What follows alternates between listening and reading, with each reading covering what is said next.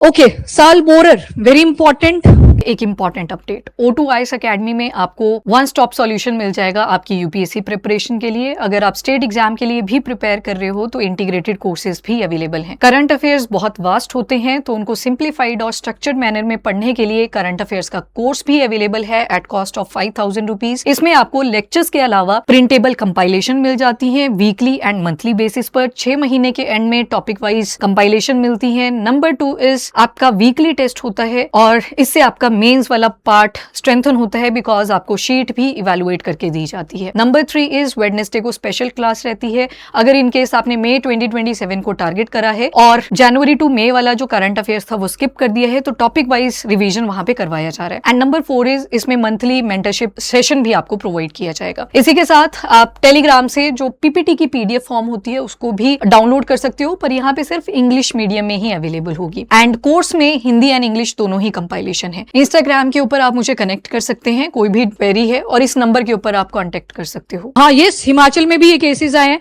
Girls का number ज्यादा है, देन कम्स बॉयज। दोबारा से विक्टिम फिर से गर्ल्स दिख रही हैं। राजस्थान वल्नरेबल रहता है, महाराष्ट्र वल्नरेबल रहता है। लगभग पैन इंडिया लेवल पे आप देखोगे ये केसेस आते रहते हैं। ठीक है, हिमाचल का तो बहुत हाईलाइट हुआ था, धर्मशाला वगैरह की साइड से ज्यादा किडनैपिंग के केसेस सामने आए थे। एंड उसमें ऐसा भी नहीं था कि कोई ransom हो गया, बस उठा लिए गए थे। तो मतलब देयर इज पॉसिबिलिटी ट्रैफिकिंग की। हाँ, ट्रैफिकिंग उसी में लिख लेना। ऑर्गन ट्रांसप्लांट भी हो सकती, ऑर्गन ट्रांसप्लांट नहीं बोलेंगे, ऑर्गन्स की ट्रैफिकिंग बोलते हैं उसको। ट्रांसप्लांट जब बोलते हैं तो हम वॉलंटरली करते हैं डोनेट, एंड ट्रैफिकिंग बोला तो जबरदस्ती करवाए जा रहे हैं। और मतलब इंडियंस ऐसे है ना कि 3 लाख में बेच देंगे। मतलब सोच रहे हो आप, ऐसे किडनी निकाल दी जबरदस्ती 3 लाख में बेच देंगे। इतनी एक्सप्लॉइटेड है ट्रैफिकिंग चेन भी। मतलब इनको पता ही नहीं है कि कितनी वैल्यू है एक ऑर्गन की। मैं प्रमोट नहीं कर रही, पर मैं वैसे बोल रही हूँ कि बिक जाते हैं। अकल तो लगाई पर बहुत ही कम लगाई। सेम सैरोगेसी के टाइम पे इंडिया एक टाइम पे सैरोगेसी का हब बन गया था। मतलब सारी हर कोई कंट्री से उठ के यहाँ पे आ जाता था एंड बाद में कहीं मुकर भी जाते थे कि हमको बच्चा नहीं लेके जाना है तो सिर्फ 1 लाख रुपए या 2 लाख रुपए ऐसे इंक्लूडेड होती थी। एक्सप्लॉइटेशन एट पीक, मतलब एक्सप्लॉइटेशन ज्यादा, वेजेस कम। तुम कर ही काय को रहे हो फिर इन सारी चीजों को। हाँ वही है, चलो एनीवेज। बट ये ट्रैफिकिंग होती है और ये बहुत ज्यादा डेंजरस है। कहीं को तो पता भी नहीं होता। अब जब सर्जरी होती है क्या पता है किसको क्या हुआ। एक जोक बनता था बड़े पहले कि डॉक्टर ने सर्जरी करी, सीजर अंदर रह गया, दोबारा से करना पड़ेगा। वैसे मजाक में, पर वो क्या इंडिकेट करते हैं आपको क्या ही पता है क्या सर्जरी हुई। पर ये ट्रैफिकिंग के केसेस आज भी आते हैं। जब रैंसम नहीं मांगी जाती ना कि आपका बच्चा किडनैप कर लिया है, या लड़की ऐसा नहीं था, वो हिमाचल से भी छोटी एज की उठाई गई है, 16 to 19 एज ग्रुप की उठाई है। प्रोस्टिट्यूशन की पॉसिबिलिटी रहती है कि दूसरी जगह पे जब लेके जाएंगे प्रोस्टिट्यूशन बढ़ सकती है। तो एक तो ट्रैफिकिंग हुई ह्यूमन की, ऑर्गन्स के लिए हो सकती है, प्रोस्टिट्यूशन के लिए हो सकती है। इसके बाद जो छोटे बच्चे उठाए होते हैं, ज्यादातर ब्रेन वॉशिंग करनी होती है तो बैगिंग वगैरह में इनको इंक्लूड करवा देते हैं। फिर बनते हैं नेक्सस और क्राइम रेट जो होता है वो और ज्यादा इंक्रीज करना शुरू कर जाता है। ठीक है, तो ये सारी पॉसिबिलिटीज रहती हैं जब भी किडनैपिंग के केसेस पड़ते हैं। सबसे इंपॉर्टेंट, अनएम्प्लॉयमेंट भी कहीं ना कहीं रोल प्ले करता है। उनको दिख गया जरिया कि शॉर्टकट है, गवर्नमेंट कुछ नहीं कर रही इनके ऊपर एंड हम आराम से कर सकते हैं इन चीजों को। हाँ, जैसे आपने बोला होम शेल्टर दिए जाते हैं लड़कियों को भी, पर एक जो वो आपने पॉइंट उठाया यहाँ पे कि स्टिग्मेटाइज हो जाता है, कलंक लगा दिया जाता है। अगर लड़की वॉलंटरली कल को आना भी जाएगी, मुझे दोबारा से वापस आना है क्योंकि मैं जबरदस्ती फंसी थी, मैं वॉलंटरली नहीं गई थी उस चीज में, तो सोसाइटी एक्सेप्ट नहीं करती। और ये बहुत बड़ी प्रॉब्लम है जो इंडियन सोसाइटी में आज भी आपको दिखती है। फॉरेन कंट्रीज पे और कुछ रूल्स एंड रेगुलेशन बनाए हैं। इंडिया के अंदर ये चीज अभी के लिए एज अ वर्क की तरह नहीं काउंट करी जाती कि इसको भी प्रोफेशन इंक्लूड करा जाए। तो इसमें सोशली स्टिग्मेटाइज है अभी के लिए, पर गवर्नमेंट ने जो एफर्ट डाले हैं कि इनको विक्टिम की तरह अगर देखा जाए तो उनके लिए शेल्टर होम्स, देन एजुकेशन को सपोर्ट करने के लिए कुछ चीजें प्रोवाइड कर दी जाती हैं। पर हम बोले अगर from the society point of view, वहां पे चाहिए अवेयरनेस। सबसे इंपॉर्टेंट कि किस रीजन से लेके गए थे उनको उठा के, एटलीस्ट उतना तो देख ही सकते हैं। पर सोसाइटी में होती आदत, सोसाइटी टीबी के मरीजों को नहीं छोड़ती, तो यहाँ पे तो फिर सेक्सुअल एक्सप्लॉइटेशन को तो क्या ही सोच पाएगी। हाँ, पर पॉपुलेशन बहुत ज्यादा है, शॉर्टकट बन सकता है ये कि सारे इसी के अंदर इन्वॉल्व होने लगे। एक टाइम पे ट्राई करी गई थी इस चीजों को भी, ये क्लेम्स उठे थे कि इसको प्रोफेशन बना दिया जाए, पर कंसर्न ज्यादा निकल के है क्योंकि एक ऐसी कंट्री जहां पे पॉपुलेशन इतनी ज्यादा है, सोचो ये शॉर्टकट बन जाएगा कि एक ही बारी में पता नहीं कितनी कितनी अर्निंग्स रहेंगी। तो ये जब शॉर्टकट बनेगा तो मैक्सिमम जो वर्क फोर्स होगी वो आपको कहाँ भी दिखेगी, इसी फील्ड के अंदर दिखनी शुरू हो जाएगी। इंडिया के पास अपॉर्चुनिटी तो हो सकती है, बट हर राजाओं के टाइम से भी देखे तब से चले आ रहा है, पर हमें अपनी कंट्री की कंडीशन भी पहले देखनी पड़ती है। अभी सस्टेनेबल डेवलपमेंट गोल्स के ऊपर हमारा जो रैंक है वो 100+ क्रॉस कर चुका है, मतलब हम बेसिक चीजें भी प्रोवाइड नहीं कर पाए हैं यहाँ पे।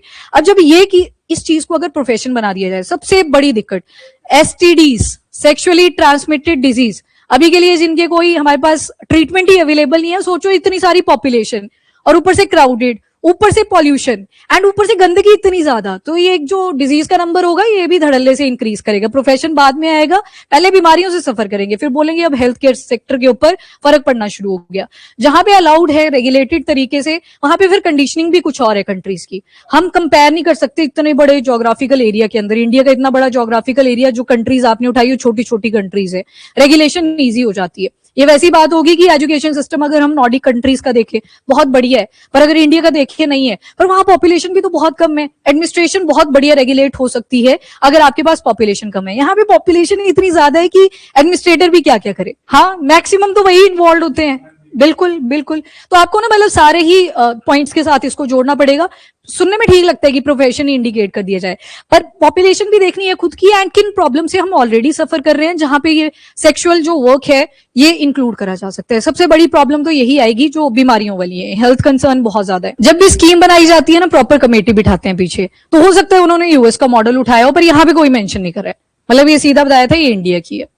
पढ़ाइयों के लिए स्कॉलरशिप्स चलाई होती हैं, मतलब ये government funded plus NGO funds provide करते हैं। यहाँ पे इतनी सारी फंडिंग तो होती है, तो उसी से सपोर्ट करवाते हैं इसको। देखो यहाँ पे ये जो ऑर्फनेज होम्स होते हैं या शेल्टर प्रोवाइड करे जाते हैं, यहाँ पे आपको कॉलेज गोइंग भी दिख जाएंगे, तो मतलब काफी सपोर्ट मिलता है इनकी एजुकेशन में। फॉरेन फंडिंग्स बहुत सारी आती हैं। हाँ, कौन सी स्कीम थी ये, अब मुझे याद आ रही है, यहाँ पे भी है बच्चे, उसमें मतलब बच्चों के लिए कोचिंग के लिए पैसा दे दिया सरकार ने, टाइम बड़ा लगा दिया देने में, पर हाँ स्कीम थी हिमाचल की ये।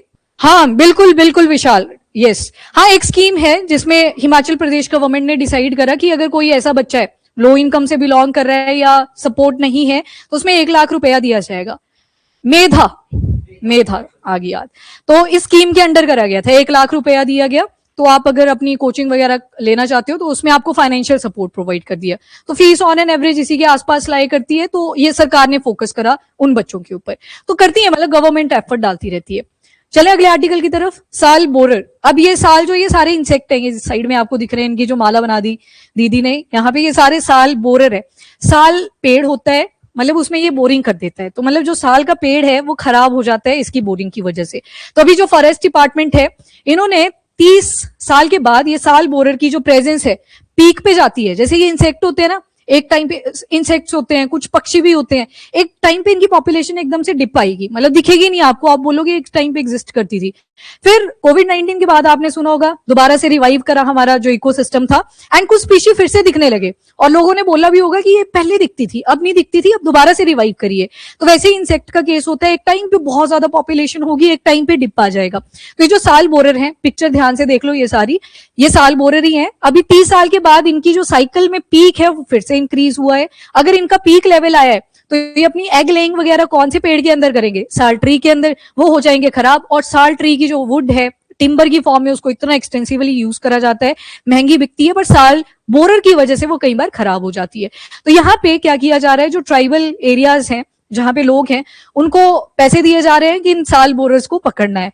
तो पकड़ोगे आप तो आपको पैसा भी दिया जाएगा, आई थिंक 2 रुपए कुछ दे रहे हैं पर साल बोरर के ऊपर।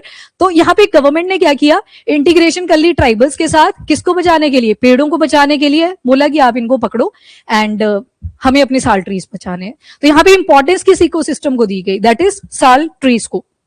एक बिटल होता है, ये ऑर्डर कोलियोटेरा से बिलोंग करता है, फैमिली इसकी सेरम बाइसीडे आती है। डे जहां पे भी लगाता है फैमिली की बात करता है, आपको इसका सिर्फ ऑर्डर याद रखना है, कोलियोटेरा। जितने भी बिटल्स होते हैं आर्थ्रोपोडा फाइलम रहेगा एंड ऑर्डर वही रहेगा कोलियोटेरा। मैक्सिमम बिटल सारे इसी के अंदर आएंगे, और बहुत डिस्ट्रक्टिव इंसेक्ट पेस्ट माना जाता है ये साल फॉरेस्ट का। डार्क ब्राउन कलर का होता है और जैसे ह्यूमन फिंगर होती है बस उतने जैसे साइज का रहता है, और जितना भी टिम्बर होता है, कई बार एक्टिव जो टिम्बर होगा उसके ऊपर भी लग जाते हैं, और अगर कोई गिर गया था पेड़ ऑलरेडी तो उसके ऊपर तो और भी ज्यादा इन्फेस्टेशन होती है। तो उसको फिर टिम्बर की फॉर्म में कैसे यूज कर पाएंगे अगर साल बोरर ने उसको डैमेज कर दिया। वीक होते हैं, अनहेल्दी ट्रीज होते हैं, वहां पे ये आपको ज्यादा ससेप्टेबल दिखेंगे, इनकी प्रेजेंस ज्यादा मिलेगी। एंड ये जो आउटब्रेक है इसको एपिडेमिक माना जाता है। एपिडेमिक मतलब उस रीजन के अंदर जब ये फैलता है तो जो भी आसपास के साल ट्रीज होंगे वहां तक ये इन्फेस्टेशन करेगा। अब यहाँ पे एक तरफ आ गए इंसेक्ट, एक तरफ आ गए ट्रीज। यहाँ पे इंसेक्ट कुछ खास फायदा प्रोवाइड नहीं कर रहा पेड़ को, तो पेड़ को बचाना ज्यादा इंपॉर्टेंट हो जाता है। दैट इज वो इसका साइंटिफिक नेम होता है साल ट्री का। तो ये जो साल बोरर है इनको पकड़ लिया जाता है, पकड़ के माला बना लो, आप जो भी करना है, खाना है खा लो, तो जो वो आपकी चॉइस रहती है। तो मतलब गवर्नमेंट ने क्या किया, पैसा ही पकड़ा दिया कि आप इनको बस पकड़ना शुरू करो। अदरवाइज ये एपिडेमिक ही प्रूव होता है। जो भी आसपास के एरियाज में प्रेजेंस होगी साल ट्री की, वहां वहां पे ये दिखेगा आपको। नेक्स्ट, दिंदूरी रीजन मध्य प्रदेश में बहुत सारे इन्फेस्टेशन के केसेस आने शुरू हो गए थे। मतलब साल बोरर ने जो साल ट्रीज हैं उनको इन्फेक्ट करना शुरू कर दिया था। अराउंड 1.47 लाख साल ट्रीज हैं जो अफेक्ट हो गए थे, तो लैक्स में है नंबर। बहुत बड़ी कंसर्न की बात है इसी वजह से। फिर कैंपेन शुरू कर दी जाती है ट्रैप ट्री, और इसमें बोला पर इंसेक्ट के ऊपर कितना रुपया मिलेगा, 2 रुपए। ट्राइबल कम्युनिटीज को बोल दिया 2 रुपया मिलेंगे पर इंसेक्ट के ऊपर। एंड पेड़ कितने थे टोटल, 1.47 लाख ट्रीज जो ऑलरेडी अफेक्ट हो चुके थे इन साल बोरर की वजह से। और फिर परमिशन वगैरह दे दी गई, और फर्दर स्प्रेड ना हो साल ट्रीज के अंदर इन साल बोरर्स का, तो उसको रोकने पे एफर्ट डाल दिए गए। Now sal tree shorea robusta and one of the India का ओल्डेस्ट और स्ट्रॉन्गेस्ट फॉरेस्ट ट्री माना जाता है, और इसको सेंटिनल ऑफ फॉरेस्ट भी बोलते हैं। जैसे आप सेंटिनल एक ट्राइब के बारे में भी सुनते हो, बहुत लंबे टाइम से रहती आ रही है, आज भी मेन स्ट्रीम के साथ कनेक्टेड नहीं है, तो वैसे ये साल ट्री को भी सेंटिनल ऑफ द फॉरेस्ट बोला जाता है इसकी लॉन्गेविटी और रेजिलियंस के लिए। सेंटिनल ट्राइब भी है ना, अंडमान एंड निकोबार में आप सुनते हैं, तो सेंटिनल ट्राइब आज भी नहीं चाहती कि जो मेन स्ट्रीम है वो हमारे साथ कनेक्टिविटी में है, तो ये भी लॉन्गेविटी एंड रेजिलियंस को शो करता है। सेंटिनल यहाँ पे मीनिंग आ गया। Now distribution, Uttarakhand, Uttar Pradesh, Jharkhand, Odisha, Madhya Pradesh, then Chhattisgarh and West Bengal, इन सारे एरियाज में जो शोरिया रोबस्टा यानी कि साल ट्री है उनकी प्रेजेंस है। तभी बोला कि एपिडेमिक बन जाएगा ये अगर और ज्यादा ट्रीज में ये स्प्रेड करता है। क्लाइमेटिक कंडीशन कैसी चाहिए शोरिया रोबस्टा के लिए, तो number 1 is 5 degree to 45 degree Celsius तक का टेम्परेचर टॉलरेंस रहता है। रेनफॉल 1 सेंटीमीटर में, अगर एमएम में लिखना है तो 1000 टू 3000 mm एनुअली। सॉइल इसमें वेल ड्रेन और लाइट लोमी सॉइल चाहिए होती है। हाँ जी बताना जरा 3 फॉर्म सॉइल के। क्लेई, ये ना हमेशा इसी सीक्वेंस में याद करना, आगे पीछे मत करना, या तो क्लेई से शुरू कर लो या फिर सैंडी से शुरू कर लो, आपको इसकी पोरोसिटी पता लग जाएगी। सबसे ज्यादा जो वाटर होल्डिंग कैपेसिटी आएगी वो क्लेई की है, मतलब यहाँ पे रूट्स बहुत ज्यादा स्ट्रांग होनी चाहिए आपकी, तब जाके जो भी क्रॉप है या पेड़ है वो प्रॉपर्ली उग पाते हैं। लोमी इंडिकेट करता है कि पोरोसिटी होगी थोड़ी बहुत, एंड वाटर की जो एब्जॉर्प्शन कैपेबिलिटी होगी वो क्लेई से कम रहेगी, मतलब ये वाटर को उतना ज्यादा नहीं। ये क्लेई सॉइल पता है कैसी होती है, जैसे मिट्टी में ना पानी गया वो पत्थर की तरह बन जाती है, वैसी होती है क्लेई। यहाँ पे आपका वो कीचड़ वाला सिचुएशन आ जाएगा, आपके पैर फंसेंगे। यहाँ सैंडी वाला बीच वाली सिचुएशन आ जाएगी, चिपकेगा सैंड थोड़ी देर के लिए, उसके बाद निकल जाएगा। तो यहाँ पे आपको क्या दिख रहा है, इसकी जो वाटर होल्डिंग कैपेसिटी है वो सबसे ज्यादा है। तो ये जो साल ट्री है या ज्यादातर जितनी भी क्रॉप्स वगैरह आप देखते हो मैक्सिमम वो कहाँ पे लाई करती है, लोमी के पास, या फिर लोमी और सैंडी कंडीशन भी हो सकती है, या लोमी और क्ले भी, पर मैक्सिमम किसके अराउंड रिवॉल्व करती है, लोमी के पास में, तो इसका भी लोमी रहेगा। वार्म ह्यूमिड मतलब नमी होनी चाहिए, एंड 1500 मीटर ऑल्टीट्यूड के ऊपर ये ग्रो करती है। सिग्निफिकेंस 100 साल से भी ज्यादा हो चुके हैं जब से ये रह रहा है साल ट्री, एंड तभी तो इसको सेंटिनल बोला फॉरेस्ट का कि बहुत पुराना ट्री है। और बॉटनी थी किसी के पास यहाँ पे, बॉटनी में तो आता है शोरिया रोबस्टा कि लिखो उसके फीचर्स, मतलब कुछ भी आता है बॉटनी में, तुलसी के ऊपर आ जाता है, मटर के ऊपर आता है, भिंडी के ऊपर आता है, कौन से टाइप का फ्लावर लगता है, फ्लावर की जो अरेंजमेंट होती है उसको क्या बोलते हैं, किसने बोला ये, हाँ वेरी गुड, इनफ्लोरिसेंस। ये आपके स्टेट एग्जाम में आ गया था सवाल, क्योंकि आप किंगडम्स पढ़ते हो ना, इनफ्लोरिसेंस की वो जो पेटल्स होती है उनकी अरेंजमेंट कैसी है।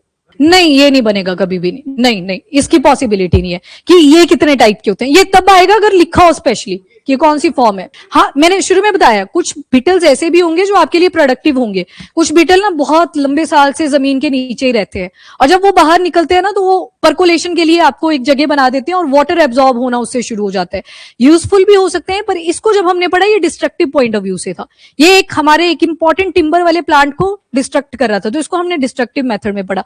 ये नहीं याद करना, ये फिर बॉटनी में चला गया डीप, पर वो जो टर्म मैंने आपको बताई ये पेपर में आ रखी थी, और ये करवाते हैं आपको साइंस एंड टेक के अंदर, वो किंगडम वाले जो चैप्टर्स आते हैं ना उसमें आता है, ये थोड़ा सा टच करके निकल जाते हैं पर कई बार पूछ भी लेते हैं पेपर में।